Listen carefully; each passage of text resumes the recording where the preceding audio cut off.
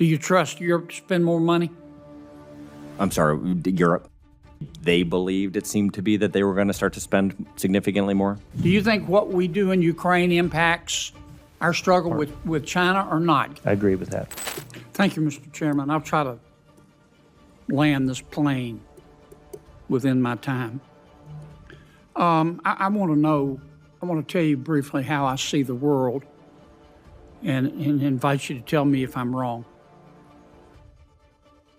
I think President Xi and President Putin and the Ayatollah in Iran are working together.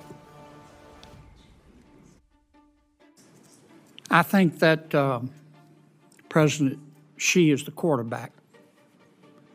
I think their goal is to have Russia dominate Central and Eastern Europe, to have Iran dominate the Middle East, and to have China dominate the Indo-Pacific while being free to roam in sub-Saharan Africa and South America and space.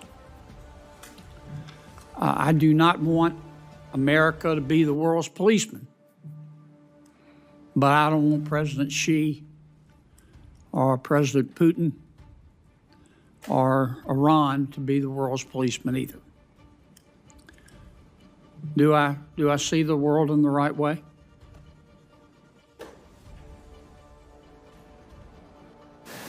I would tell you, Senator, that we are seeing them. I don't know specifically what their ambitions are, but we do see them working together and doing some of those things against our interest. General, I need you to, both of you fine gentlemen, to look us in the eye and tell us what you think. I understand you got to choose your words carefully. You don't want to get put on double secret probation. But we've got some hard decisions to make here. And there's a consensus, I think, in the Congress to give you more money. Because I think we need to spend more money on defense. But you're going to have to give us straight answers and tell us what you think. Mr. Secretary, am I right or wrong? Senator, your question of one of your colleagues said it earlier, $185 billion is a lot of money.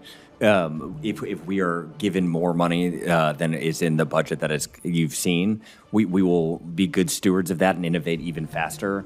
I think what we are saying to this committee is we believe we can transform the Army with those amount of dollars as long as we are able to use them the way that we want to and we are not Tell jammed. me again the amount of money you need for the Army transformation.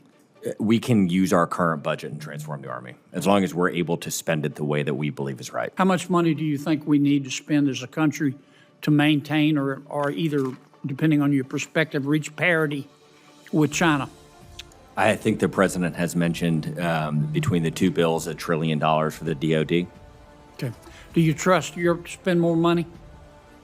I'm sorry, Europe, Senator. Do you trust Germany to spend more money? They've talked a good game.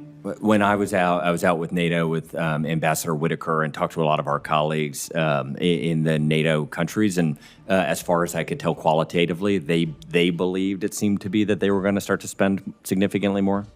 General, do you trust the United Kingdom to follow through and spend more money? All I've gotten, Senator, is what they said that they were going to do with their new defense review, that they said that they were going to raise, their spending on defense. Based So on your it remains to be experience, seen. do you believe them?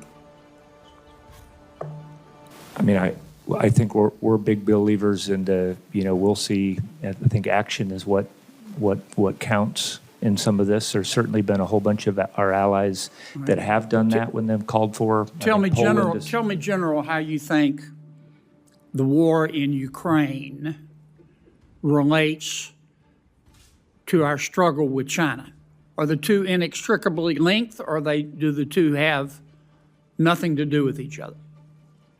Well, I think, Senator, everybody is watching that fight right now, taking lessons from it. I think everybody's doing that. I think everybody is looking. I get a lot of comments. General, I know everybody's watching. I got that part. We're all watching. Do you think what we do in Ukraine impacts our struggle with China or not? Give me a straight answer. I do think our partners and allies are watching what we're doing and how that turns out. Yes, Senator, I agree with that. All right. Last question, because I'm going to land this plane. How's our recruiting coming? We're dominating recruiting and retention. Why is it better? We made some structural changes and the return to a focus on lethality among our leadership. What structural changes did you make? We created a future soldiers prep program that gets soldiers or future soldiers who are right on the edge and helps get them a little bit more training before they join. And then there were problems with when we transitioned over to digital medical records. We were catching things when kids were younger, and we didn't have in place the mechanisms to get those waivers, and we have improved there dramatically. Thank you, gentlemen. Thank you, Mr. Chairman.